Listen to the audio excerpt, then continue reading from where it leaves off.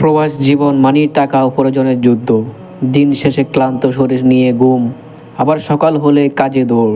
কিন্তু হঠাৎ মনে একটা প্রশ্ন আসলো, এই দুনিয়ার জন্য এত কিছু করতেছি, আল্লাহর জন্য কয়দিন সময় দিলাম?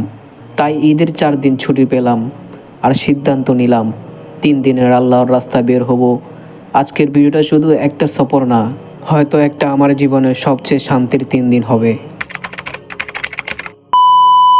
আসসালামু আলাইকুম বন্ধুরা, আশা করি সবাই ভালো আছেন।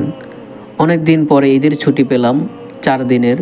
মন চাইছিল একটু রেস্ট করি, ঘোরাঘুরি করি, কিন্তু ভিতর থেকে একটা চিন্তা আসলো, দুনিয়ার জন্য তো সব সময় সব দিচ্ছি, আল্লাহর জন্য কয়দিন দিলাম?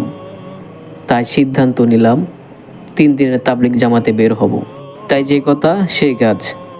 এই মুহূর্তে আমরা রওনা দিচ্ছি, মনে অনেক শান্তি লাগতেছে।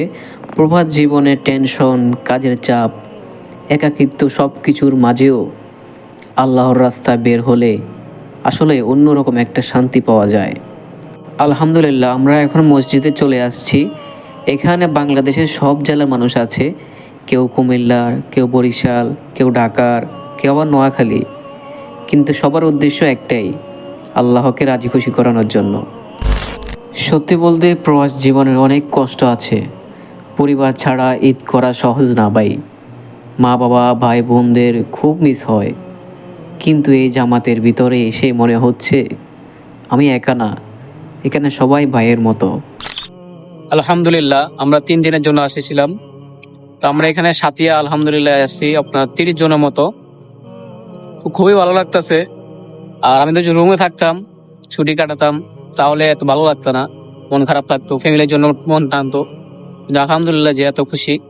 আমরা এখানে অনেকজন মিলে ঈদের নামাজ উপভোগ করলাম মসজিদে। মসজিদে খাওয়া দাওয়া করতেছি, আমল করতেছি। আলহামদুলিল্লাহ ভালো লাগতেছে, মনে একটা শান্তি লাগতেছে। আর এখানে বিভিন্ন জেলার মানুষ আছে, আমরা একসাথে, আমাদের বাংলাদেশি সবাই।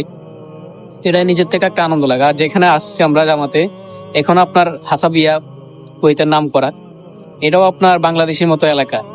আর যারা নামাজ পড়তে আছে সবাই বাংলাদেশি।